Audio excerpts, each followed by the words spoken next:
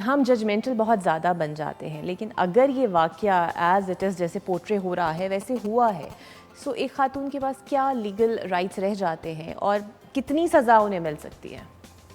Thank you very much. Exactly on the point you are कि बहुत सारे ऐसे इंसिडेंट्स होते हैं जो कि रिपोर्ट नहीं हो पाते हैं। ज़रूरी नहीं है कि इंसाफ की फराहमी सिर्फ उन्हीं लोगों को हो जिनका ट्विटर पे ट्रेंड कामयाब हो जाए या जिनका सोशल मीडिया कंपेन जो सा है चलाने के लिए कुछ लोग इकट्ठे हो के उसको सपोर्ट करें। आप सज़ा का पूछ रही थी, थोड़ा सा बैकग्राउंड बताने के बाद मैं ये बताता चलूँ, सिर्फ दो सेक्शंस हैं, एक 382 और एक 376, जिसके अंदर जो नॉन प्रोहिबिटरी क्लॉज में फॉल करते हैं और जिसके अंदर 10 साल की सज़ा है, और वो दोनों ऑफेंसेस इस पर्टिकुलर केस में डायरेक्टली अट्रैक्ट नहीं करते हैं, तो उसकी एक एक्सटेंड तक बेल हो जाना कोई बड़ी बात ना होगी। 376 के साथ अगर 511 लगाते तो पता लगता कि उसको एक्चुअली एंगेज करने की कोशिश की गई है, because content of the FIR में खतीजा खुद कहती हैं कि मुझसे इन्होंने जिस्मानी ज़्यादती नहीं की, मुझसे इन्होंने मुझे अब्यूज़ किया लेकिन सेक्सुअल इंटरकोर्स नहीं किया मेरे साथ। सो 376 उस हवाले से अट्रैक्ट नहीं करती है। अगर उसमें अटेम्प्ट का सेक्शन 511 लगा देते तो समहाउ वो एक सेक्शन पूरा हो जाता। जो हम इस वक्त सोशल मीडिया के ऊपर शराब की बोतलें वगैरह ये वो सब कुछ देख रहे हैं, वो तमाम की तमाम दफ़ात अभी ऐड होनी है, अभी तक वो सफ़ा पे नहीं आई हैं।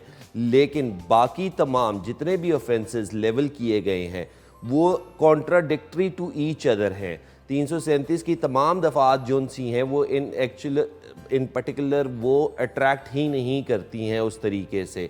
148, 149 जो सी है हमेशा हमारी प्रोसिक्यूशन एजेंसी साथ लगा देती है, और मैं बड़ी दफ़ा ये एडवोकेट करता हुआ आया हूँ कि इसको आप साथ किसी पर्टिकुलर सिनेरियो में लगा सकते हैं। समहाउ प्रोसिक्यूशन हमारे पाकिस्तान के अंदर होता इस तरह से है, जब भी कोई मुकदमे का इंदराज करवाने के लिए आप जाते हैं तो पुलिस या आपके वकील आपको गाइड कर रहे होते हैं कि आप एफआईआर को किस तरीके से लिखें। आप एफआईआर के अंदर हर वो जुज़ पूरा कर दें जिससे प्रोसिक्यूशन के लिए केस अच्छा बिल्ड हो जाए। वेयर एज बैरिस्टर साहिबा भी बताएंगी आपको, वेयर एज फॉरेन कंट्रीज़ के अंदर सिर्फ इतना ही काफ़ी होता है कि अगर किसी का भाई कत्ल हो गया तो वो जाके कह दे कि मेरा भाई कत्ल हो गया है और मुझे शक है फ़लाँ बंदे ने मारा, और प्रोसिक्यूशन एजेंसी इन्वेस्टिगेटिंग एजेंसी उनकी जो भी फाइंडिंग्स होती हैं उसको वैल्यू किया जाता है। अनफॉर्चुनेटली पाकिस्तान के अंदर जो भी कोई इन्वेस्टिगेटिंग एजेंसी की फाइंडिंग्स होती है उसको कोर्ट की तरफ से वैल्यू नहीं किया जाता। इस वजह से एफआईआर के अंदर तमाम वो जुज़ पूरे करने की कोशिश की जाती है जिसका फ़ायदा डिफेंस ले जाती है। At the moment I see it as a case for the defence.